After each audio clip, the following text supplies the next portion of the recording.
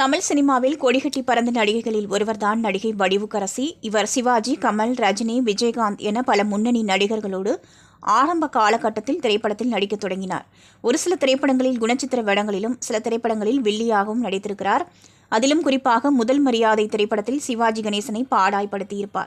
இந்த திரைப்பட காட்சிகளை யாரும் அவ்வளவு எளிதில் மறந்திருக்க மாட்டார்கள். இந்நிலையில் சிவாஜி காலத்திலிருந்து தற்போது வரை உள்ள இளம் கதாநாயகர்களுடன் நடித்து வரும் வடிவுக்கரசி பேட்டி ஒன்றில் பகிர்ந்த விஷயங்கள் சமூக வலைதளங்களில் பரவலாக பேசப்பட்டு வருகிறது.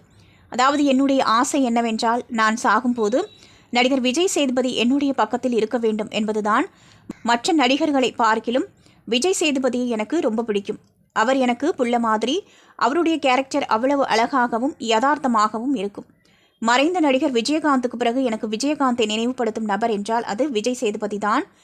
நான் வீட்டில் இருக்கும்போது அவருக்கு கால் செய்து பேசுவேன். திடீரென்று பார்க்க வேண்டுமென்றால் விஜய் சேதுபதி இருக்கும் இடத்திற்கே போய்விடுவேன். ஒரு நாள் விஜய் சேதுபதி, நாம் இருவரும் ஒரு படம் சேர்ந்து நடிப்போம் என்றார். அதற்கு நான் வேண்டாம் என்றேன். ஏனென்றால் அவரை நான் தேடி போய் பார்ப்பதற்கு காரணம் வாய்ப்புக்காகத்தான் என்று யாரும் கூறினால் என்னால் தாங்க முடியாது என பேசியிருக்கிறார். இந்த செய்தி ரசிகர்கள் பலரின் கவனத்திற்கு சென்றுள்ளது.